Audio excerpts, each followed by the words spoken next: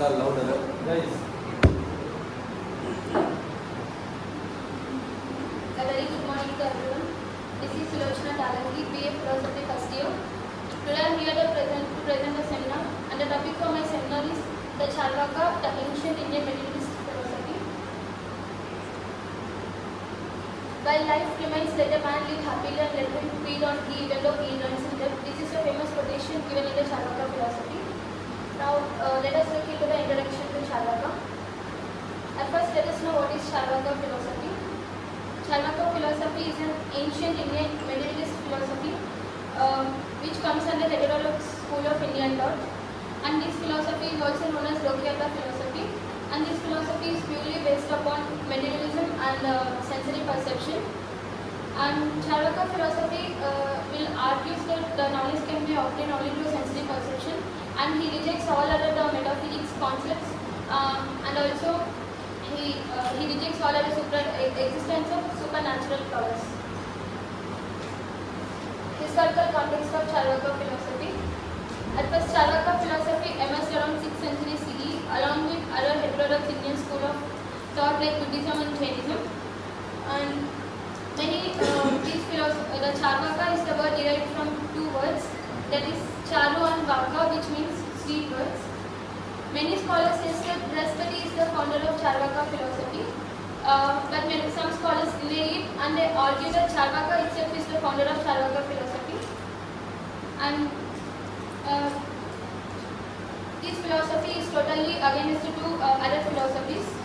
And even the word Charvaka, it is not a proper name given to this philosophy. It is just a common name given to the total materialism.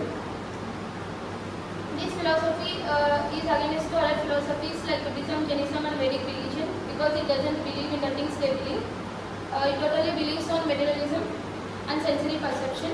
In shortly, we can say that this philosophy is against the theistic and ascetic traditions. Three key principles of Charvaka philosophy. The first is materialism. We can say it is the native of Charvaka's metaphysics.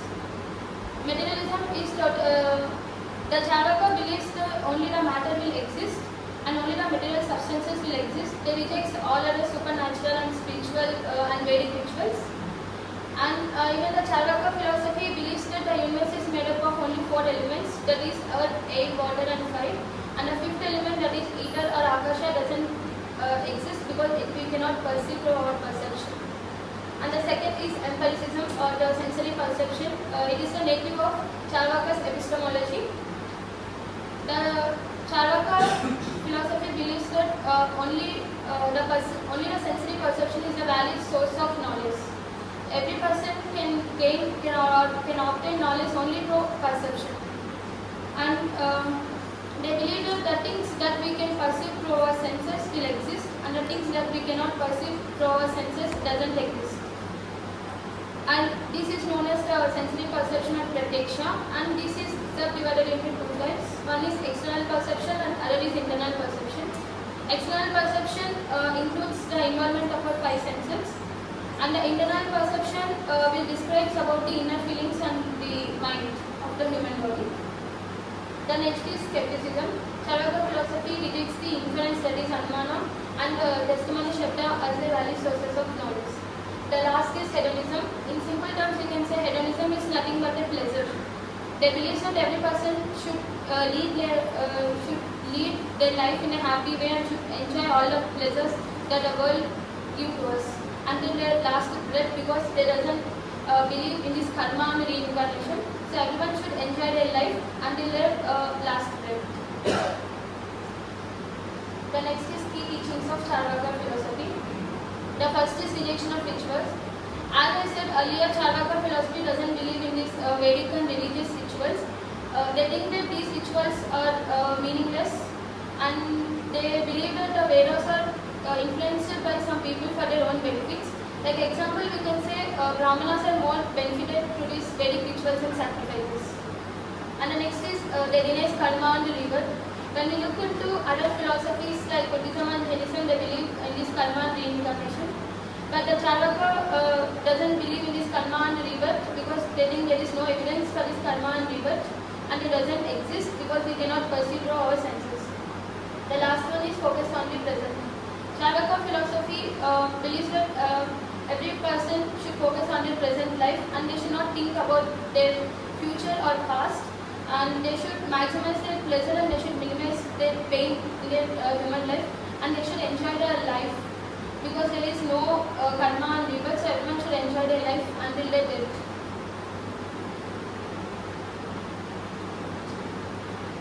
Next is Charvaka's literature. Many of the texts of Charvakas are lost.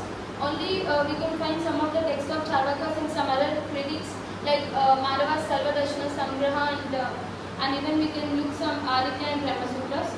And also most of the Charvakas ideas are transmitted orally, and only some fragments of Charvaka philosophy survive in other texts like Brahma Sutras and Nyaya Sutras.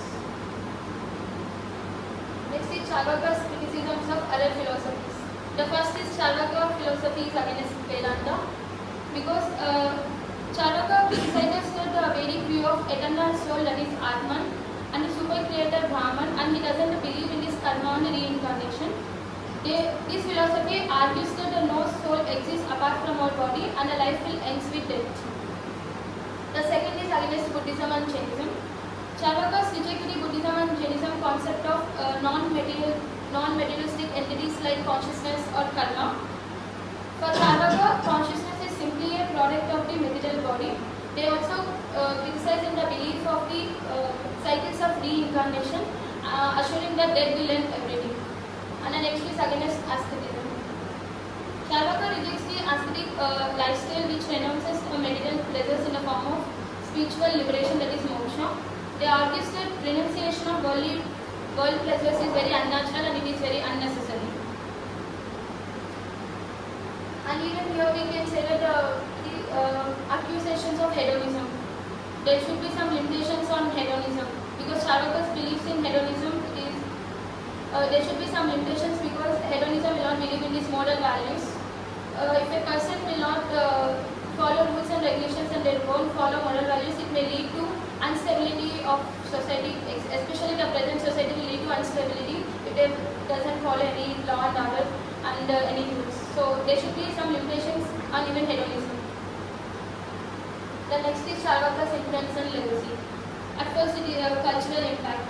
Charvaka challenges the religious orthodoxy other time by promoting the materialistic worldview. Though the Charvaka philosophy was opposed by many other dominant philosophies, but his ideas continue to influence to modern secularism and materialism.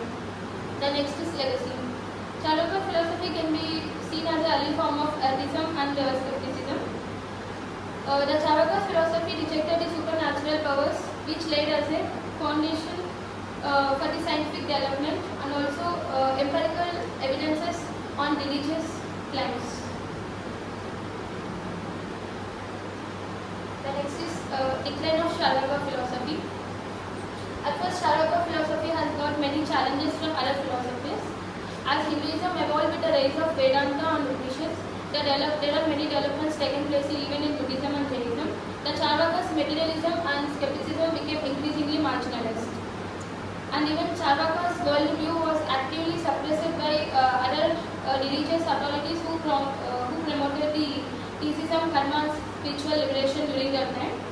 And another reason for the decline of Charvaka philosophy is most of the texts of Charvaka are lost and they are not present. And the second, how the Charvaka philosophy is related in modern relevance. Charvaka's ideas will resonate with the modern secularism and atheist movements, which emphasizes rationalism, science and materialism. Charvaka's, we know that Charvaka mainly focuses on sensory perception and he rejects all other supernatural powers, which is parallel to modern scientific methodology, which is based on totally observation and testable phenomena. Guys, this is not time to enter. Okay. If people are coming, go ahead. I need to add a topic that how Charvaka's ideology is interrelated with other ideologies. It was related with many ideologies, but for instance, I am taking the ideology presented by the Karl Marx. We know that the Charvaka's ideology is totally based upon hedonistic principles, Karl Marx ideology is based upon the equality of outcomes, and there is no concept of merits in Marxism. That is, the ideology proposed by Karl Marx is Marxism. And Charvaka will pursue only intangible elements, whereas Marxism depends upon the non-state society. And even Marxism has this superficial concept because they say that the whole world need to agree for the implementation of this ideology, which is real. And Charvaka's debates were mostly on the existential and non-existential of things that are above scientific elements, like we can say hell or heaven, they are above scientific. And whereas the Marxism debates about the capitalist society and non-state society. So these are the things, numerous comparisons. There can be many comparisons, but I took these are the comparisons so that it can relatively matters between these two ideologies. And the next is conclusion. At the summary of the Charvaka philosophy. Charvaka philosophy will represent a radical departure from traditional Indian religious thought, emphasizing materialism, sensory experience, and hedonism. Even though Charvaka philosophy was declined, but it plays an important role in the intellectual history of India by challenging the spiritual and religious doctrines. Although Charvaka was marginalized in the ancient history of India, its skepticism about metaphysics and also its focus on the empirical observation is highly relevant in today's secular and scientific